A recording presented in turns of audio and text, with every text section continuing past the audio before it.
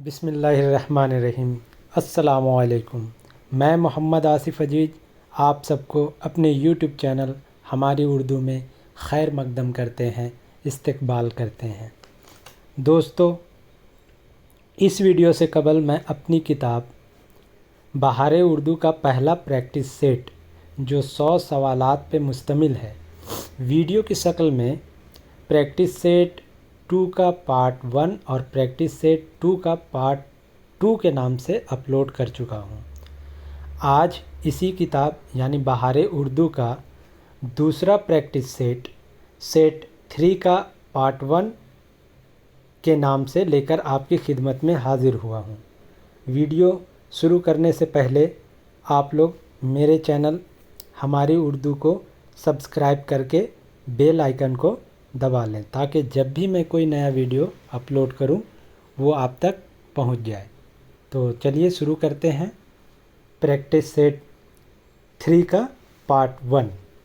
اس کا پہلا سوال ہے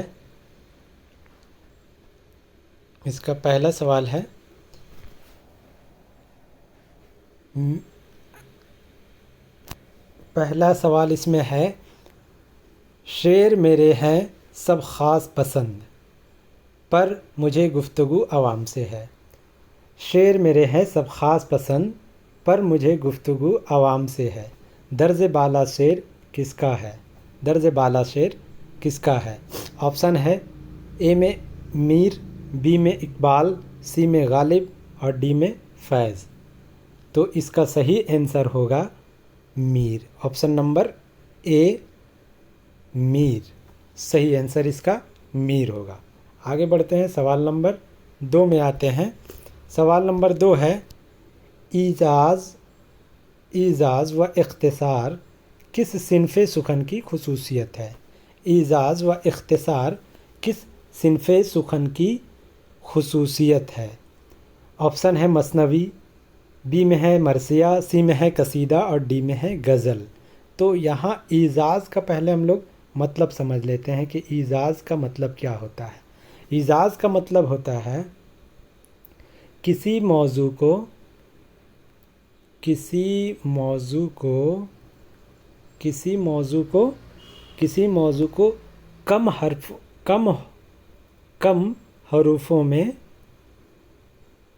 کم حروفوں میں یا کم الفاظوں میں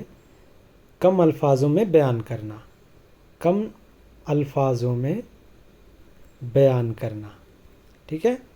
ایجاز کا کیا مطلب ہوتا ہے؟ کسی موضوع کو کم الفاظوں میں بیان کرنا، اور اختصار کا مطلب ہوتا ہے کسی موضوع کو چھوٹا کر کے بیان کرنا یا چھوٹا کرنا۔ تو ایجاز و اختصار کس صنف سخن کی خصوصیت ہے؟ تو اس کا صحیح آنسر ہو جائے گا آپشن نمبر ڈی، غزل کا، ٹھیک ہے، غزل کا۔ آگے بڑھتے ہیں، سوال نمبر 3 میں آتے ہیں۔ کس شاعر کا کلام اپنے عہد کا مرثیہ ہے؟ کس شاعر کا کلام اپنے عہد کا مرثیہ ہے؟ آپشن اے میں ہے میر، بی میں ہے غالب، سی میں ہے داغ اور ڈی میں ہے فیض۔ تو اس کا صحیح آنسر ہوگا آپشن نمبر اے، میر۔ میر تقی میر کے کلام اپنے عہد کا مرثیہ سمجھا جاتا ہے۔ آگے بڑھتے ہیں، سوال نمبر 4 میں آتے ہیں۔ درجہ ذیل شعراء میں کون خان آرجو کا شاگرد تھا؟ درجہ ذیل شعراء میں کون خان آرجو کا شاگرد تھا؟ آپشن ہے اے میں داغ، بی میں غالب، سی میں میر اور ڈی میں فیض۔ تو اس کا صحیح آنسر ہوگا میر، آپشن نمبر سی، اس کا صحیح آنسر میر ہوگا۔ میر تقی میر جو ہیں خان آرجو کے شاگرد تھے، اور یہ خان آرجو میر کے سوتیلے ماموں بھی تھے، ٹھیک ہے، سوتیلے ماموں بھی تھے۔ میر تقی میر کے سوتیلے ماموں بھی تھے، کون؟ خان آرجو، ٹھیک ہے۔ آگے بڑھتے ہیں، سوال نمبر 5 پہ آتے ہیں۔ سوال نمبر 5 ہے، غزل کو چاول پر قل ہو اللہ لکھنے کا آرٹ کس نے کہا ہے؟ غزل کو چاول پر قل ہو اللہ لکھنے کا آرٹ کس نے کہا ہے؟ آپشن ہے کلیم الدین احمد، رشید احمد صدیقی، فراق گورکھپوری یا آل احمد سرور۔ تو اس کا صحیح آنسر ہوگا آپشن نمبر ڈی، آل احمد سرور نے کہا ہے غزل کا فن چاول پہ قل هو اللہ لکھنے کا آرٹ ہے۔ آگے بڑھتے ہیں، سوال نمبر 6 میں آتے ہیں۔ سوال نمبر 6 ہے اردو کا چوسر کسے کہتے ہیں؟ اردو کا چوسر کسے کہتے ہیں؟ آپشن ہے ولی، بی میں ہے ریاض، سی میں ہے سودا اور ڈی میں ہے حالی۔ اردو کا چوسر کسے کہتے ہیں؟ تو اس کا دیکھیے، چوسر جو ہے انگریزی ادب کا پہلا بڑا شاعر مانا جاتا ہے، انگریزی ادب کا پہلا بڑا شاعر مانا جاتا ہے چوسر، ٹھیک ہے؟ چوسر انگریزی ادب کا پہلا بڑا شاعر مانا جاتا ہے، ٹھیک ویسے ہی ولی جو ہے اردو ادب کا پہلا بڑا شاعر مانا جاتا ہے۔ یہاں ایک اور ان دونوں میں مماثلت ہے، ایک چیز اور ان دونوں میں ملتا ہے کہ چوسر جو ہے، چوسر کی جو شاعری ہے وہ اس کی شاعری میں دو زمانوں کی جھلک پائی جاتی ہے، چوسر کی شاعری میں دو زمانوں کی جھلک پائی جاتی ہے۔ ویسے ہی ولی کی شاعری جو ہے دبستان دکن اور دبستان دہلی، یہ دونوں کو ملانے کا کام کرتی ہے، ٹھیک ہے؟ ولی دکنی کی شاعری دبستان دکن اور دبستان دہلی کی شاعری کو ملانے کا کام بھی کرتی ہے، ایک پل کی حیثیت رکھتا ہے، ٹھیک ہے؟ ولی، اسی لیے اسے اردو کا چوسر کہا جاتا ہے۔ آگے بڑھتے ہیں، سوال نمبر 7 میں آتے ہیں۔ سوال نمبر 7 ہے اردو کا ہومر کسے کہتے ہیں؟ اردو کا ہومر کسے کہتے ہیں؟ اردو کا ہومر کسے کہتے ہیں؟ آپشن ہے آتش، بی میں ہے انیس، سی میں ہے دبیر اور ڈی میں ہے داغ، ٹھیک ہے؟ ہومر جو ہے ایک یونانی شاعر تھا اور اس کا زمانہ جو ہے حضرت عیسیٰ علیہ السلام سے پہلے کا زمانہ ہے۔ ہومر کا زمانہ جو ہے حضرت عیسیٰ علیہ السلام کی پیدائش سے پہلے کا زمانہ ہے، اور یہ جو ہے ہومر جو ہے ایک نظم لکھا تھا اوڈیسی،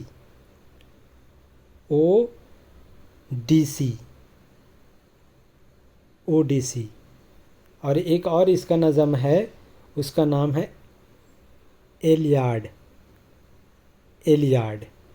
ٹھیک ہے؟ یہ دو اس کے بہت مشہور نظم ہیں، اوڈیسی اور ایلیاڈ۔ کس کا؟ ہومر کا۔ اور ہومر کون ہے؟ یونانی شاعر ہے، ٹھیک ہے؟ اور یہ دو نظم جو ہے یونان میں 12ویں سے 13ویں صدی، یعنی حضرت عیسیٰ علیہ السلام کے پیدائش سے پہلے 12ویں سے 13ویں صدی میں ایک جنگ لڑی گئی تھی۔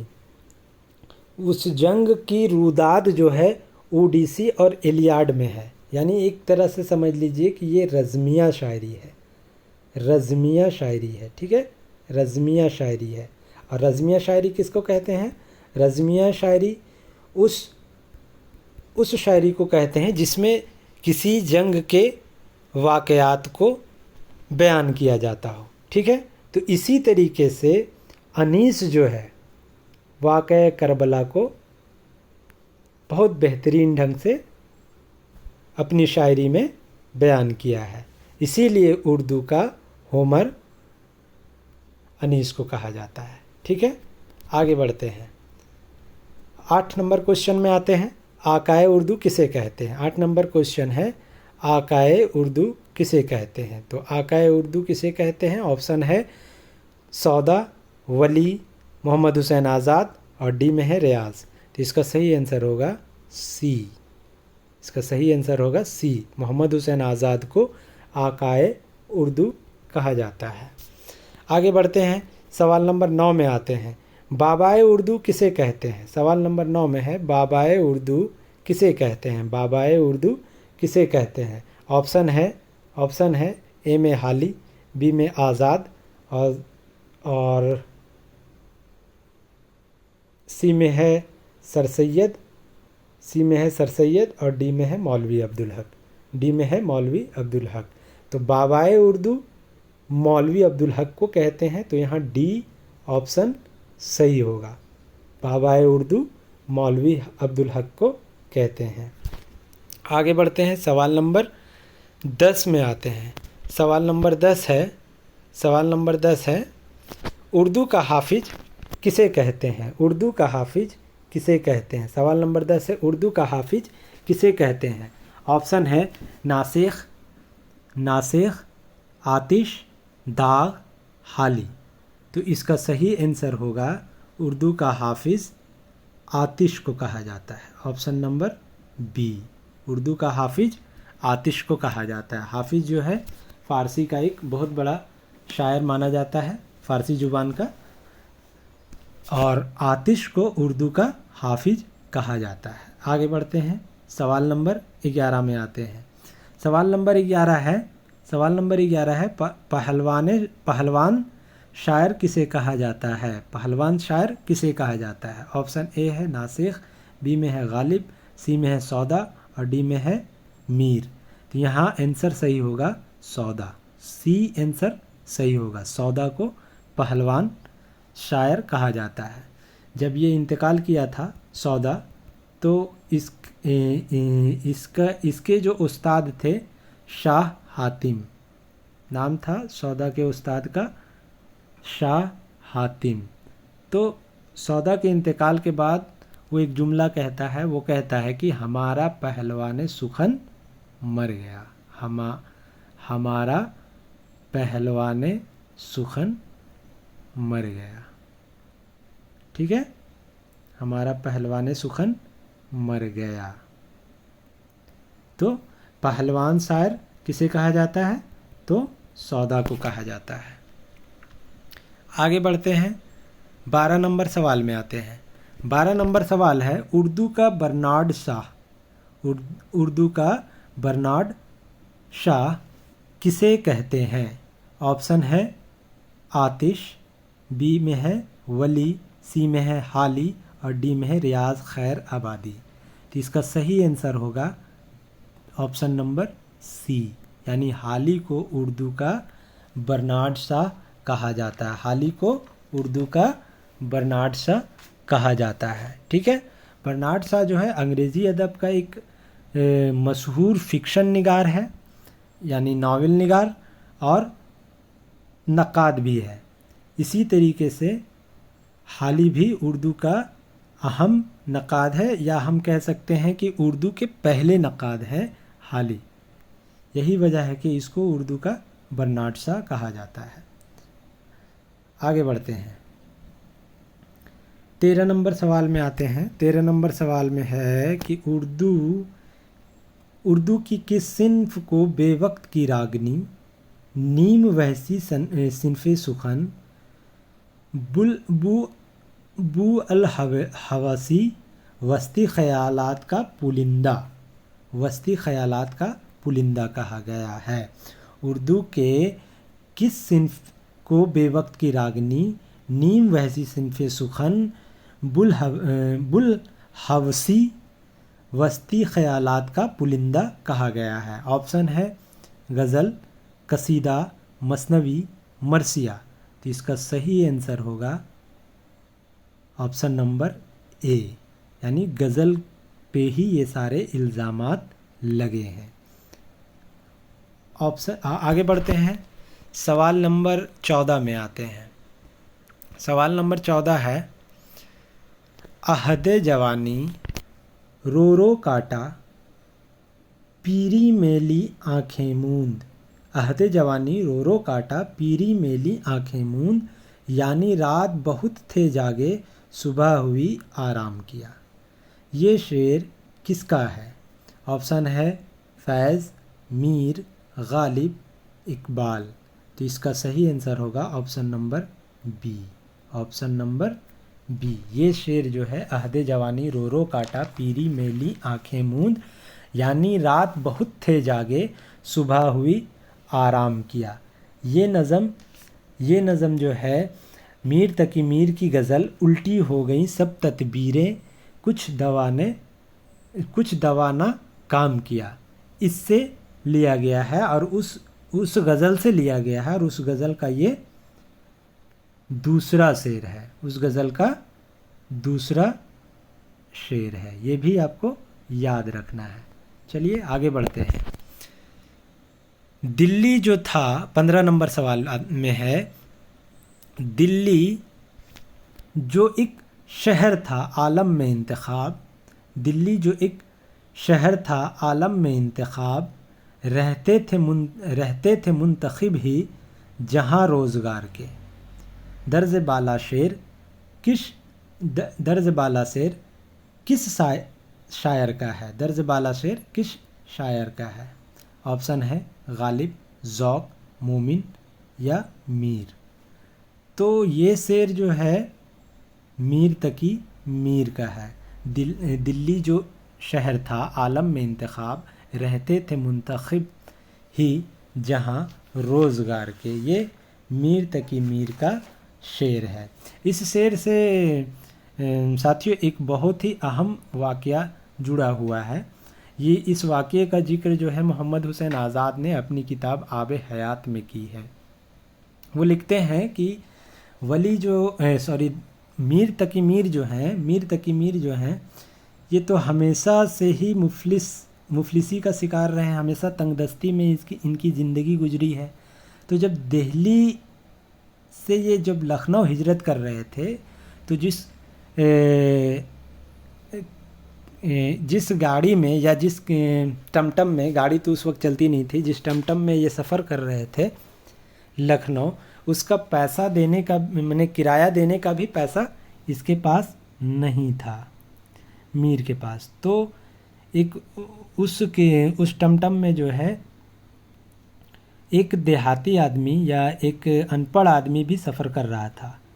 तो मीर तकी मीर जो है, मीर तकी मीर उसके साथ हो लेते हैं और वो आदमी मीर तकी मीर का किराया देता है। और रास्ते में जब वो शख्स मीर तकी मीर से बात करने की कोशिश करता है तो मीर तकी मीर अपना चेहरा दूसरी तरफ घुमा के बैठ जाते हैं।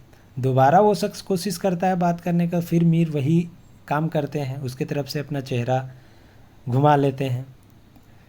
तब वो कहता है कि आखिर ये क्या माजरा है, मैंने किराया भी आपका दिया और आप हमसे बात नहीं करते हैं। तो वो मीर कहता है कि इसमें क्या तुक बनता है कि आप हमारा किराया दिए तो हम आपसे बात करें, ये क्या ताल्लुक़ है इससे।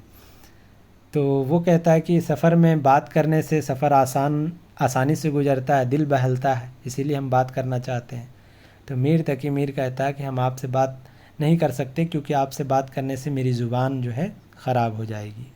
ठीक है, यानी मीर को डर था कि वो देहाती अनपढ़ इंसान के साथ बात करने से मीर तकी मीर का जो ज़ुबान है वो ख़राब हो जाएगी। जब मीर तकी मीर लखनऊ पहुंचते हैं और उनको पता चलता है कि लखनऊ में मुशायरा है, तो एक गज़ल लिख करके वो मुशायरे में शामिल होने जाते हैं। तो जब मीर तकी मीर का हुलिया लोग वहाँ देखते हैं तो उसके हुलिया को देखकर उनका मजाक उड़ाया जाता है, लोग हंसते हैं। फिर मीर तकी मीर ये गज़ल कहता है, इसका 2-3 शेर बताते हैं, है ना। कहता है, क्या बूदो बास पूछो हो पूरब के साकिनों, हमको गरीब जान के हंस हंस पुकार के। क्या बूदो बास पूछो हो पूरब के साकिनों, हमको गरीब जान के हंस हंस पुकार के। दिल्ली जो एक शहर था आलम में इंतखाब, दिल्ली जो एक शहर था आलम में इंतखाब, रहते थे मुंतखब ही जहाँ रोज़गार के। जिसको फ़लक ने लूट के वीरान कर दिया, जिसको फ़लक ने लूट के वीरान कर दिया, हम रहने वाले हैं उसी उजड़े दयार के। तो जो ये शेर यहाँ इस सवाल में पूछा है, इसके साथ एक वाक़या जुड़ा हुआ है जो मैंने अभी आप लोगों को बताया। चलिए तो आगे बढ़ते हैं, सवाल नंबर 16 में आते हैं। सवाल नंबर 16 है, उर्दू का पहला ज्ञानपीठ अवार्ड, उर्दू का पहला ज्ञानपीठ अवार्ड किसे मिला? ऑप्शन है कुर्रतुल ऐन हैदर, फ़िराक़, अली सरदार जाफ़री, शहरयार। तो इसका सही आंसर होगा option number B, option number B. Urdu का पहला ज्ञानपीठ अवार्ड फिराक गोरखपुरी को मिला था तकरीबन 1997 या 98 में ये अवार्ड इनको मिला था। 97 या 98 में ये अवार्ड इनको मिला था, और ये अवार्ड इनको मिला था। इनका शेरी मजमुआ है गुले नगमा, इनका शेरी मजमुआ है एक गुले नगमा, है ना, गुले नगमा। इसी पे इनको ये अवार्ड मिला था। इसी गुले नगमा शेरी मजमुआ पे इनको साहित्य अकादमी अवार्ड भी मिला है और ज्ञानपीठ अवार्ड भी मिला है। आगे बढ़ते हैं, सवाल नंबर 17 में आते हैं। सवाल नंबर 17 है किस अंग्रेज़ ने उर्दू नज़म को रिवाज देने में अहम किरदार अदा किया। किस अंग्रेज़ ने उर्दू नज़म को रिवाज देने में अहम किरदार अदा किया। तो ये जो है हम कल ही बताए थे कि जब 1857 के बाद अंग्रेज़ जब हिंदुस्तान पे काबिज हो जाते हैं तो हर तरफ अंग्रेजियत का गलबा होने लगता है। तो हमारे बुज़ुर्ग भी चाहते हैं कि हमारी उर्दू शायरी अंग्रेज़ी शायरी के हम पल्ला आ जाए। तो इसी कड़ी में एक अंजुमन की बुनियाद रखी जाती है, अंजुमन पंजाब की, है ना, अंजुमन पंजाब की, जो जदीद नज़म के फ़रोग़ के लिए बहुत अहम रोल अदा किया है। अंजुमन पंजाब, ठीक है, अंजुमन पंजाब की बुनियाद रखी जाती है। ये 1865 में, 21 जनवरी 1865 में, ये डेट याद रखिएगा, 21 जनवरी 1865 में अंजुमन पंजाब की बुनियाद रखी जाती है। और ये अंजुमन पंजाब की बुनियाद रखने का मशवरा किसने दिया था? तो वो थे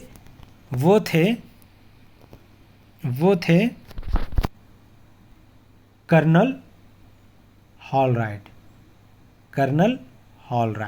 ठीक है, कर्नल हॉलराइट। यानी इस सवाल का ऑप्शन नंबर बी सही होगा।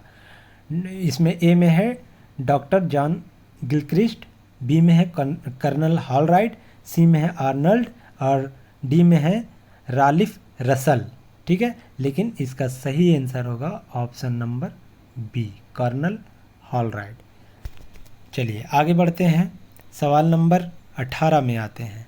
सवाल नंबर 18 है दो इश्क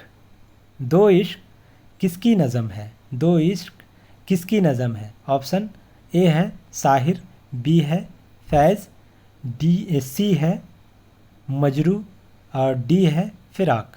तो दो इश्क नज़म जो है फैज़ अहमद फैज़ की है। तो ये ऑप्शन नंबर बी इसका सही होगा। आगे बढ़ते हैं, सवाल नंबर 19 में आते हैं। सवाल नंबर 19 है सुबह आज़ादी किसकी नज़म है? सुबह आज़ादी किसकी नज़म है? ऑप्शन ए है मीरा जी, ऑप्शन बी है चकबस्त, ऑप्शन सी है फैज़ और ऑप्शन डी है इकबाल। तो इसका सही आंसर होगा ऑप्शन नंबर सी, सुबह आज़ादी इकबाल फैज़ अहमद फैज़ की नज़म है। सुबह आज़ादी फैज़ अहमद फैज़ की नज़म है। ये नज़म जो है सुबह आज़ादी सीजीएल का जो पुराना निसाब है उसमें शामिल था, है ना, आप लोग पढ़े भी होंगे इस नज़म को। आगे बढ़ते हैं, सवाल नंबर 20 में आते हैं। सवाल नंबर 20 में है शायरी को पैगंबरी और सेहतमंद तर्जुमान बनाने वाला शायर कौन है? शायरी को पैगंबरी और सेहतमंद तर्जुमान बनाने वाला शायर कौन है? ऑप्शन ए है फैज़, बी में है इकबाल और सी में है मजरू और डी में है फिराक। तो सही आंसर इसका होगा बी, यानी अलामा इकबाल, ठीक है। आगे बढ़ते हैं, आगे है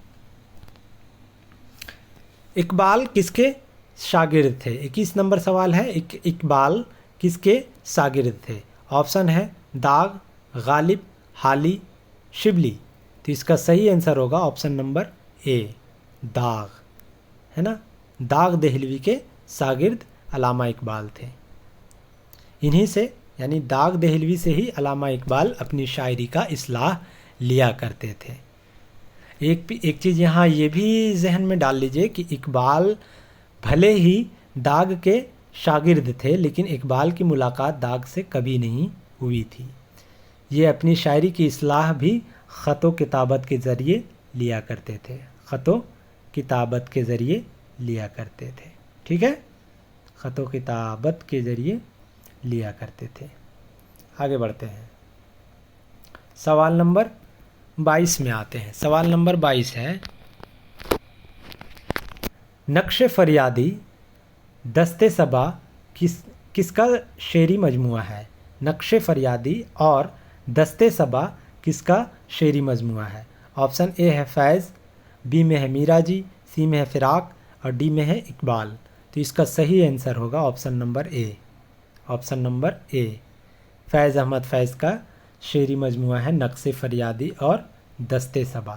سوال نمبر 23 میں آتے ہیں، ذیل میں سے کس کو جدید نظم کا بانی کہا جاتا ہے؟ ذیل میں سے کس کو جدید نظم کا بانی کہا جاتا ہے؟ آپشن اے ہے حالی، بی میں ہے شبلی، سی میں ہے محمد حسین آزاد اور ڈی میں ہے اے اور سی دونوں۔ تو اس کا صحیح آنسر ہوگا ڈی، اے اور سی دونوں، یعنی کہ جدید نظم کے لیے انجمن پنجاب کی بنیاد کرنل ہال رائٹ کے مشورے سے محمد حسین آزاد نے ڈالی تھی، اور اس انجمن کا ایک بالکل متحرک کردار حالی تھے، ٹھیک ہے۔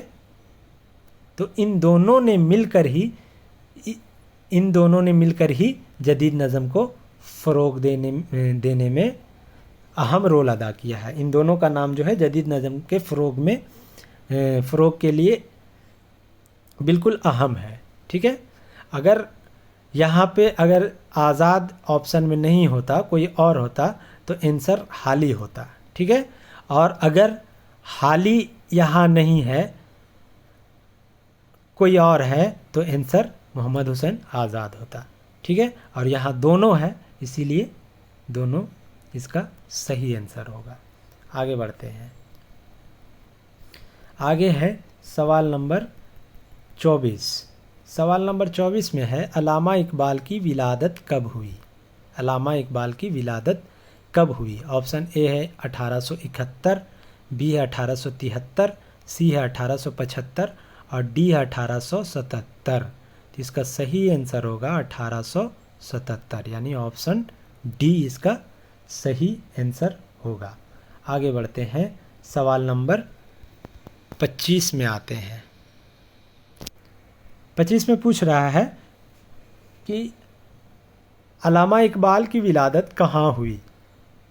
علامہ اقبال کی ولادت کہاں ہوئی؟ آپشن اے ہے لاہور، بی ہے کراچی، سی ہے اسلام آباد اور ڈی ہے سیالکوٹ۔ یہ سب جو ہے پاکستان کے شہر کا نام ہے نا۔ تو علامہ اقبال کی پیدائش جو ہے سیالکوٹ میں ہوئی۔ آپشن نمبر ڈی 25 کا صحیح ہوگا۔ آگے بڑھتے ہیں، کوشچن نمبر 26 میں آتے ہیں۔ کوشچن نمبر 26 ہے، علامہ اقبال پر کس نے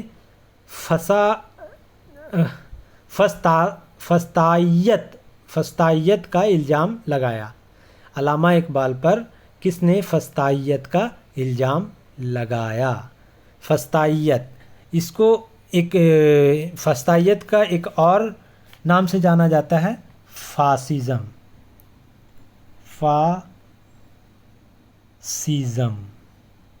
ٹھیک ہے، فاسزم۔ ایک اور نام ہے فاسسٹ، یعنی فاسسٹ، فاسزم اور فسطائیت، یہ تینوں لفظ کا معنی ایک ہی ہے۔ یہ تینوں لفظ کا معنی ایک ہی ہے، یعنی فاسزم، فسطائیت یا فاسسٹ ایک تحریک کا نام تھا، ٹھیک ہے، ایک تحریک کا نام ہے جو انتہا پسند قوم پرستی کے نظریے پہ مبنی ہے، ٹھیک ہے۔ یہ تحریک جو ہے انتہا پسند قوم کے نظریے پر مبنی ہے، یعنی کہ صرف اور صرف اپنے قوم کے بارے میں یا اپنے قوم کی بھلائی کے لیے یا اپنے قوم کے لیے ہی سب کچھ سوچنا، وہی فسطائیت ہے، وہی فاسزم ہے، وہی فاسسٹ ہے۔ اس کا ایک بہت ہی اہم اگزامپل ہے یا مشہور اگزامپل ہے ہٹلر، ہے نا، ہٹلر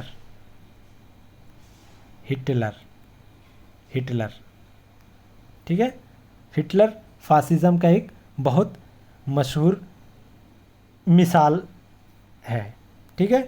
تو سوال یہاں پوچھ رہا ہے کہ علامہ اقبال پر کس نے فسطائیت کا الزام لگایا، یعنی کس نے کہا کہ علامہ اقبال فاسسٹ شاعر ہے یا فاسزم کے نظریہ رکھتا ہے نا۔ تو آپشن اے ہے نیاز فتح پوری، بی میں ہے اختر حسین رائے پوری، سی میں ہے عبد الرحمن بجنوری اور ڈی میں ہے آل احمد سرور۔ تو اس کا صحیح آنسر ہوگا بی، اختر حسین رائے پوری کا ماننا تھا کہ علامہ اقبال ایک فاسسٹ شاعر ہے۔ سوال نمبر 27 میں آتے ہیں۔ سوال نمبر 27 ہے علامہ اقبال کے درجہ ذیل شعری مجموعے میں کون سا فارسی مجموعہ ہے، ٹھیک ہے، کون سا فارسی مجموعہ ہے؟ آپشن اے ہے جبور عجم، بی میں ہے بال جبریل، سی میں ہے ضرب کلیم اور ڈی میں ہے ارمغان حجاز۔ تو اس کا صحیح آنسر ہوگا آپشن نمبر اے، ٹھیک ہے۔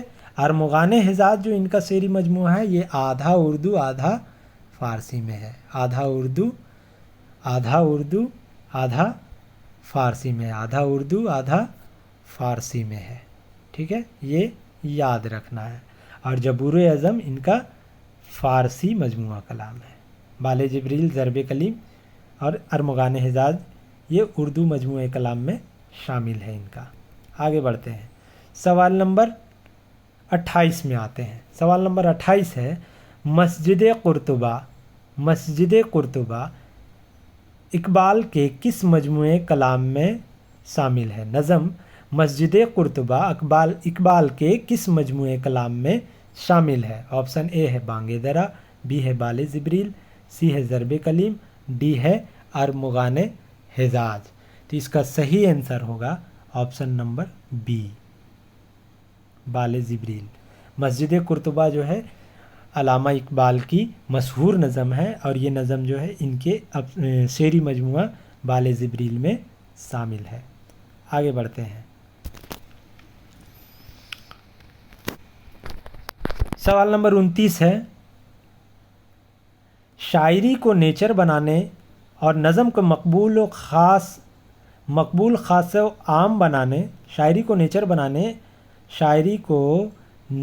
بنانے اور نظم کو مقبول خاص و عام بنانے کی سب سے زیادہ منظم کوشش درجہ ذیل میں سے کس نے کی ہے؟ بالکل سوال وہی ہے، بس تھوڑا سا یہاں پہ تبدیل کر دیا ہے، پوچھنے کا طریقہ بدل دیا ہے، ٹھیک ہے۔ آپشن ہے اقبال، حالی، شبلی، جوش۔ تو اس کا صحیح آنسر ہوگا بی، ٹھیک ہے، صحیح آنسر بی ہوگا، حالی۔ اگر یہاں محمد حسین آزاد بھی رہتا تو دونوں ہوتا صحیح، اور اگر یہاں حالی کی جگہ آزاد ہوتا تو آزاد صحیح ہوتا۔ آگے بڑھتے ہیں، سوال نمبر 30 میں آتے ہیں۔ سوال نمبر 30 ہے طلوع اسلام اور دین و سیاست کس کی نظمیں ہیں؟ طلوع اسلام، دین اور سیاست کس کی نظمیں ہیں؟ آپشن اے ہے چکبست، بی ہے مجاز، سی ہے اقبال اور ڈی ہے علی سردار جعفری۔ تو اس کا صحیح آنسر ہے سی، آپشن سی، اقبال کی نظم ہے طلوع اسلام، دین اور سیاست، یہ دونوں نظمیں اقبال کی ہیں۔ آگے بڑھتے ہیں، سوال نمبر 31 میں آتے ہیں۔ سوال نمبر 31 میں آتے ہیں۔ سوال نمبر 31 ہے رومان اور انقلاب کا امتزاج किस शायर के कलाम में पाया जाता है? रुमान और इनकलाब का इम्तिजाज किस शायर के कलाम में पाया जाता है? जोश, फैज़, जानिसार अख्तर, इकबाल। तो इसका सही आंसर होगा ऑप्शन बी, फैज़। फैज़ अहमद फैज़ के कलाम में रुमान और इनकलाब का इम्तिजाज पाया जाता है। और ये किसने कहा है? फैज़ अहमद फैज़ का जो शेरी मजमूआ है नक्श फरियादी, उसके मुकदमे में नून मीम राशिद ने लिखा है, नून मीम राशिद ने लिखा है कि फैज़ अहमद फैज़ का जो कलाम है वो रुमान और इनकलाब का इम्तिजाज पाया जाता है उसमें। आगे बढ़ते हैं, सवाल नंबर 32 में आते हैं। सवाल नंबर 32 है, उर्दू नज़म का मेमारे अव्वल किसे कहा जाता है? ऑप्शन है नज़ीर अकबर आबादी, अकबर इलाहाबादी, इकबाल और फैज़। तो इसका सही है ए, नज़ीर अकबर आबादी। नज़ीर अकबर आबादी को उर्दू नज़म का मेमारे अव्वल कहा जाता है। आगे बढ़ते हैं, सवाल नंबर 33 में आते हैं। 1908 से अल्लामा इकबाल की शायरी का कौन सा दौर शुरू होता है? अल्लामा इकबाल की शायरी का कौन सा दौर शुरू होता है? ऑप्शन ए है पहला, बी में है दूसरा, सी में है तीसरा और डी में है चौथा। तो इसका सही आंसर हो जाएगा option number C, option number C. यानी 1908 के बाद 1908 के बाद अल्लामा इकबाल की शायरी का तीसरा दौर शुरू होता है। ठीक है, आगे बढ़ते हैं। अल्लामा इकबाल की शायरी का तीसरा दौर शुरू होता है। आगे बढ़ते हैं, आगे बढ़ते हैं। सवाल नंबर 34 में आते हैं। सवाल नंबर 34 है, सवाल नंबर 34 है, बांगे दरा की नज़में और गज़लें अल्लामा इकबाल की शायरी के किस दौर की हैं? यानी बांगे दरा में जो इनका शेरी मजमूआ है, इसमें शामिल जो नज़में हैं, जो गज़लें हैं, इनकी शायरी के यानी इकबाल की शायरी के किस दौर की हैं? ऑप्शन है पहले, दूसरे, तीसरे, चौथे। तो इसका सही आंसर होगा ए, पहले दौर की हैं। यानी अल्लामा इकबाल की जो शेरी मजमूआ है बांगे दरा, उसमें जो नज़में शामिल है, जो गज़लें शामिल हैं, वो इकबाल की शायरी के पहले दौर की है।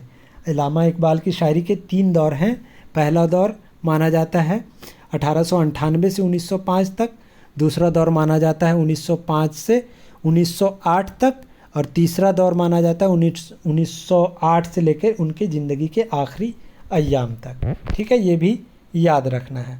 आगे बढ़ते हैं, 35 नंबर सवाल में आते हैं। 35 नंबर सवाल है, अल्लामा इकबाल के अलावा दर्जा झेल शोरा में कौन सियालकोट में पैदा हुआ और लाहौर में वफ़ात पाया?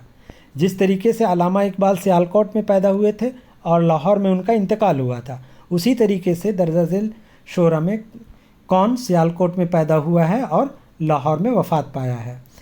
ऑप्शन है मीरा जी, बी में है जोश, सी में है फैज़ और डी में है हफीज़ जलंधरी। तो इसका सही आंसर होगा option number C, option number C इसका सही होगा। यानी फैज़ अहमद फैज़ की पैदाइश भी अल्लामा इकबाल की तरह सियालकोट में हुआ है और वफ़ात भी अल्लामा इकबाल की तरह लाहौर में हुआ है। आगे बढ़ते हैं, सवाल नंबर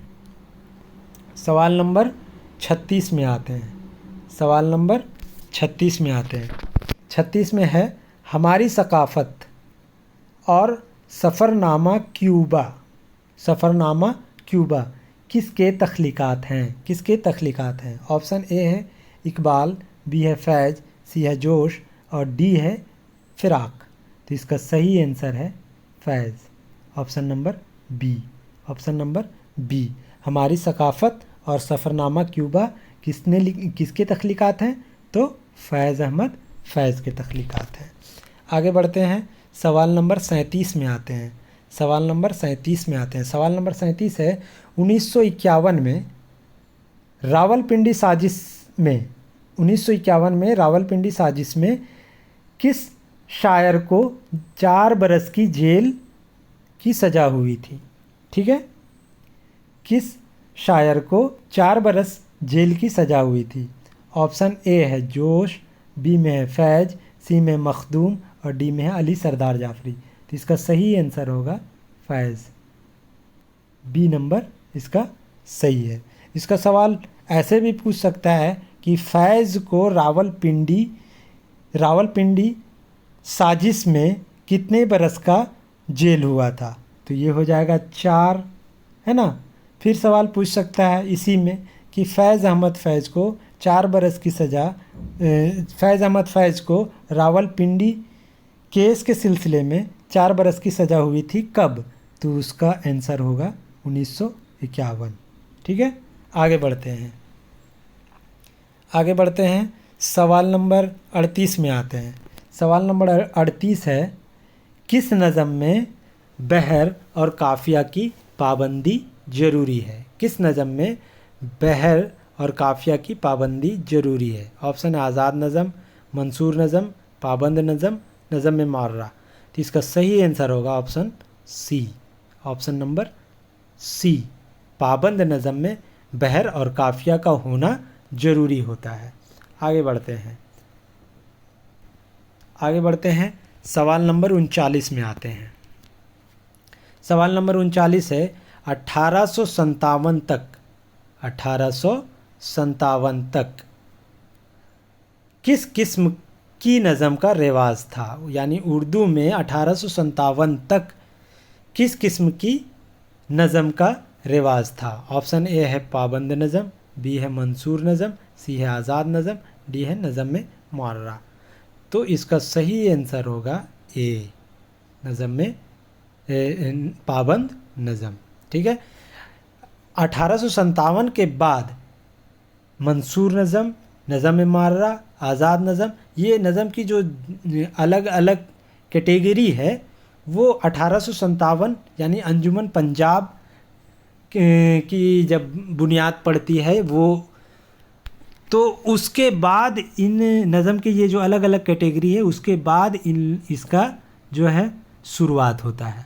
उससे पहले तक पाबंद नज़म ही उर्दू में लिखी जा रही थी। ठीक है, आगे बढ़ते हैं। सवाल नंबर 40 में आते हैं। सवाल नंबर 40 है इकबाल की सारी नज़में किस नज़म की उम्दा मिसाल है? नज़म मंसूर, पाबंद नज़म, नज़म मुअर्रा, आज़ाद नज़म। ठीक है, तो इसका सही आंसर होगा ऑप्शन नंबर बी, यानी अल्लामा इकबाल की अक्सर नज़में जो है पाबंद नज़म के कैटेगरी में आता है। ठीक है, आगे बढ़ते हैं। सवाल नंबर 41 में आते हैं। सवाल नंबर 41 है काफ़िया से आरी नज़म जिसमें एक ही बहर होती है उसे क्या कहते हैं? काफ़िया से आरी नज़म का मतलब हुआ काफ़िया से खाली, यानी काफ़िया नहीं हो उसमें, और जिसमें एक ही बहर हो यानी बहर हो, यानी उस नज़म के तमाम मिसरे एक ही बहर के हों यानी एक ही वज़न के हो, तो उसे क्या कहते हैं? नज़म मुअर्रा, पाबंद नज़म, नज़म मंसूर और या आज़ाद नज़म। तो इसका सही आंसर होगा ऑप्शन ए, है ना, ऑप्शन ए, नज़म मुअर्रा, है ना, क्योंकि हम लोग जानते हैं नज़म मुअर्रा में काफ़िया नहीं होता है, लेकिन उस काफ़िया नहीं होता है लेकिन बहर की पाबंदी की जाती है, औज़ान की पाबंदी की जाती है, बहर और औज़ान की पाबंदी की जाती है नज़म में मुअर्रा में, लेकिन काफ़िया नहीं होता है। तो यहाँ सवाल पूछ रहा है काफ़िया से आरी नज़म जिसमें एक ही बहर होती है उसे क्या कहते हैं? तो इसका सही आंसर होगा ऑप्शन नंबर ए, नज़म में मुअर्रा या मुअर्रा नज़म। आगे बढ़ते हैं। सवाल नंबर 42 में आते हैं। सवाल नंबर 42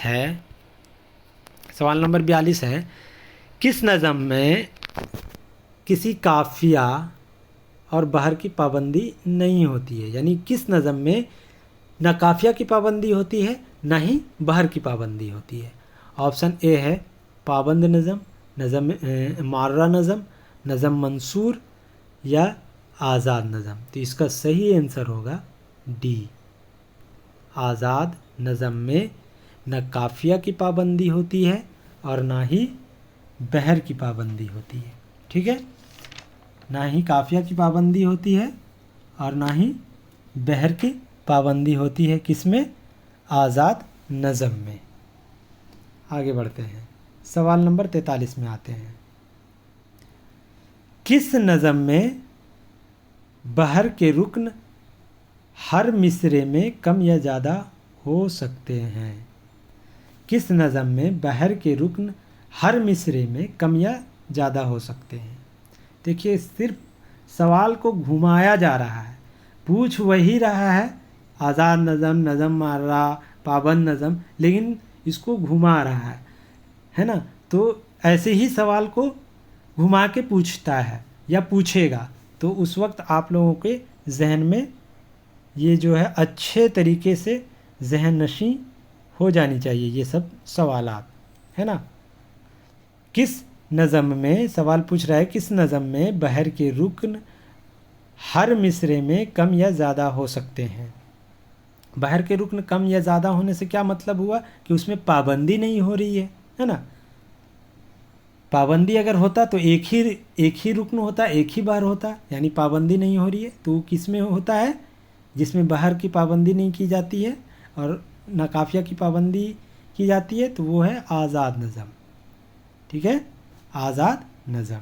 यहाँ भी पूछा किस नज़म में काफिया और बहर की पाबंदी नहीं होती है, सीधा मैंने सिंपल तरीके से पूछा यहाँ, लेकिन यहाँ थोड़ा सा घुमा दिया है।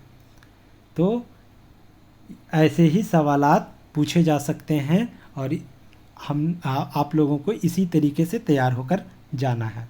आगे बढ़ते हैं, सवाल नंबर 44 में आते हैं। उर्दू में मार्रा शायरी का नमूना, पहला नमूना किस शायर के यहाँ मिलता है? उर्दू में मार्रा शायरी का पहला नमूना किस शायर के यहाँ मिलता है? ऑप्शन ए है मोहम्मद हुसैन आज़ाद, बी में है इस्माइल मेरठी, सी में नज़म तबाई और डी में है अब्दुल हलीम सरर। तो इसका सही आंसर होगा ऑप्शन ए, मोहम्मद हुसैन आज़ाद के यहाँ नज़म मार्रा का पहला नमूना मिलता है। आगे बढ़ते हैं, 45 में आते हैं। जिस नज़म में रदीफ़, काफिया, बहर के मुकर्ररा औज़ान की पाबंदी की जाती है। देखिए, फिर वही चीज़ पूछ रहा है लेकिन थोड़ा सा तब्दील करके, बदल के। जिस नज़म में रदीफ़, काफिया और बहर के मुकर्ररा औज़ान की पाबंदी की जाती है और जिसमें मौज़ूआत की कैद नहीं होती और ना अशार की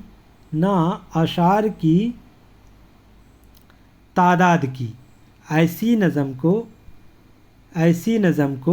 क्या कहते हैं? ऐसी नज़म को क्या कहते हैं?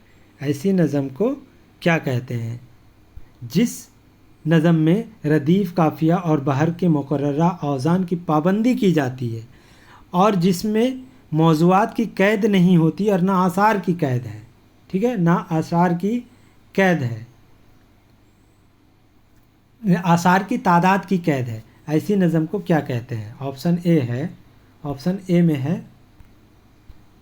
में है पाबंद नज़म, बी में नज़म मार्रा, सी में आज़ाद नज़म, डी में है साइनेट। तो इसका सही आंसर होगा पाबंद नज़म। ठीक है, ऑप्शन ए, पाबंद नज़म में औज़ान, रदीफ़, काफिया की पाबंदी की जाती है, लेकिन उसमें मौजू का कोई कैद नहीं होता है, किसी भी मौजू पे नज़म हो सकता है, आसार का भी कोई कैद नहीं होता है, जितना भी चाहे शायर उसमें आसार लिख सकता है। ठीक है, आगे बढ़ते हैं, सवाल नंबर 46 में आते हैं। सवाल नंबर 46 है, محمد حسین آزاد نے کس شاعر کو احسان الہند کا خطاب دیا تھا؟ احسان الہند کا خطاب دیا تھا محمد حسین آزاد نے کس شاعر کو احسان الہند کا خطاب دیا تھا؟ آپشن اے ہے داغ، بی میں اقبال، سی میں حالی اور ڈی میں ہے شبلی۔ تو اس کا صحیح آنسر ہوگا بی، صحیح آنسر بی ہوگا۔ احسان الہند کس شاعر کو کہا جاتا ہے؟ تو علامہ اقبال کو کہا جاتا ہے۔ اور کس نے کہا تھا احسان الہند علامہ اقبال کو؟ تو محمد حسین آزاد نے کہا تھا، ٹھیک ہے، سوری مولانا محمد حسین آزاد نے کہا تھا، مولانا محمد حسین آزاد نے کہا تھا۔ آگے بڑھتے ہیں، 47 نمبر سوال میں آتے ہیں۔ 47 نمبر سوال ہے 47 نمبر سوال ہے کس شاعر نے زندگی میں لیکچرر، پرنسپل، کیپٹن، میجر اور کرنل کے عہدے پر فائز ہونے کا شرف حاصل کیا؟ ٹھیک ہے، یعنی کون سا ایسا شاعر تھا ذیل میں سے جو لیکچرر بھی تھا، پرنسپل بھی تھا، کیپٹن بھی تھا، میجر اور کرنل بھی تھا؟ آپشن اے ہے اقبال، جوش، فیض، مخدوم۔ تو اس کا صحیح آنسر ہوگا آپشن نمبر سی، آپشن نمبر سی، یعنی فیض احمد فیض لیکچرر بھی رہے تھے، پرنسپل بھی رہے تھے، کیپٹن بھی رہے تھے، میجر اور کرنل کے عہدے پر بھی فائز ہوئے تھے۔ آگے بڑھتے ہیں، سوال نمبر 48 میں آتے ہیں۔ درجہ ذیل شاعروں میں کون اردو، عربی، فارسی کے علاوہ انگریزی اور روسی زبان کا بھی ماہر تھا؟ انگریزی اور روسی زبان کا بھی ماہر تھا۔ آپشن اے ہے مخدوم، بی میں ہے میرا جی، سی میں ہے اقبال اور ڈی میں ہے فیض۔ تو اس کا صحیح آنسر ہوگا فیض، اس کا صحیح آنسر ہوگا فیض، ٹھیک ہے۔ آگے بڑھتے ہیں، سوال نمبر 49 میں آتے ہیں۔ 49 میں ہے فیض احمد فیض کو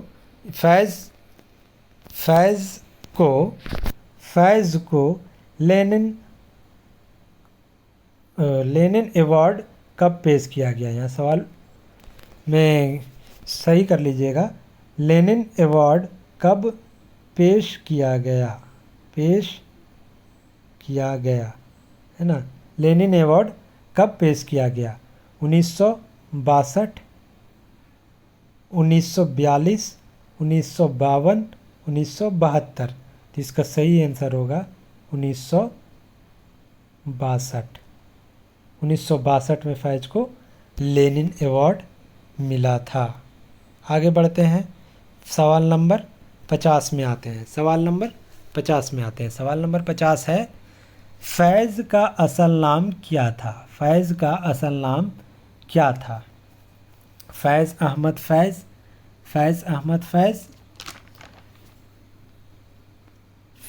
فیض احمد فیض، فیض احمد شیخ، فیض محمد فیض شیخ اور ڈی میں ہے محمد فیض خان۔ تو اس کا صحیح آنسر ہوگا آپشن نمبر اے، فیض احمد فیض۔ تو چلیے آج ہم لوگ یہیں تک ڈسکس کرتے ہیں، آج کا سبق یہیں ختم کرتے ہیں۔ آگے پھر ملتے ہیں آپ سے ایک نئی ویڈیو کے ساتھ۔ تب تک آپ لوگ ہمیں اجازت دیجیے۔ صبح خیر، اللہ حافظ۔